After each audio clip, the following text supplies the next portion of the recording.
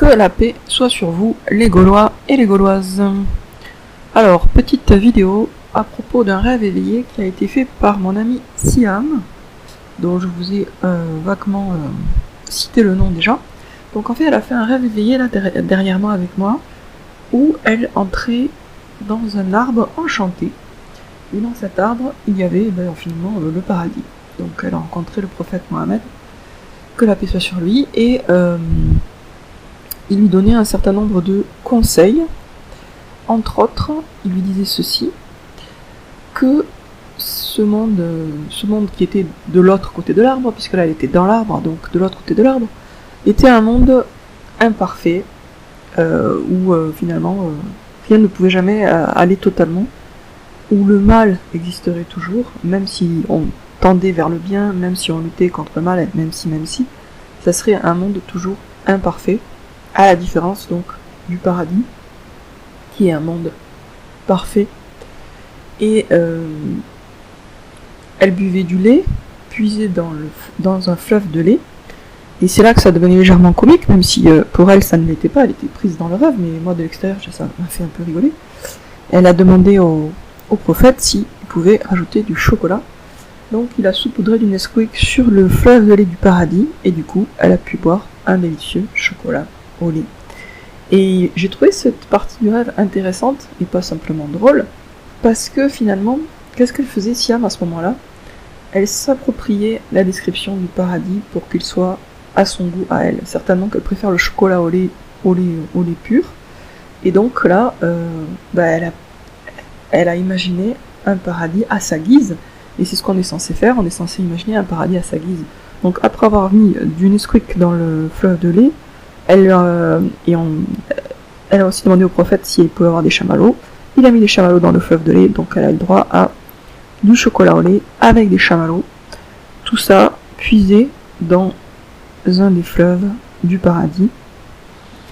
Après, il y a d'autres choses, malheureusement j'ai oublié. J'aurais dû noter tout de suite parce que c'était vraiment intéressant. Bon, ce dont je me souviens principalement, c'était de cette réflexion sur le fait que le monde où on est actuellement est un monde qui ne sera jamais parfait, même si on peut l'améliorer bien sûr. Alors qu'évidemment au paradis c'est autre chose.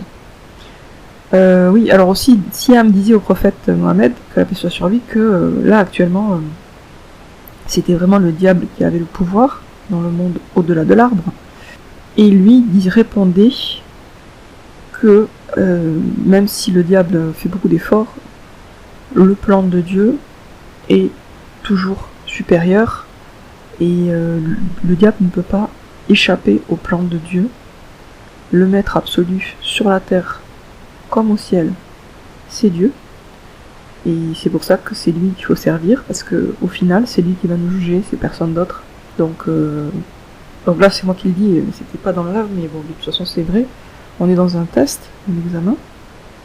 C'est que pour un certain temps, cette vie, elle est très provisoire, elle est courte, elle est brève. Et donc l'essentiel, c'est de faire les bons choix.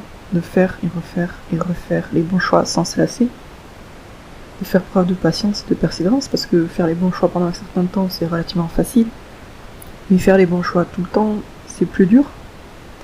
Et en même temps c'est ça le chemin du paradis, donc il faut pas se décourager. Ça nous paraît long, mais quand ça sera fini, ça nous paraîtra très bref. Tout ce temps qu'on a vécu nous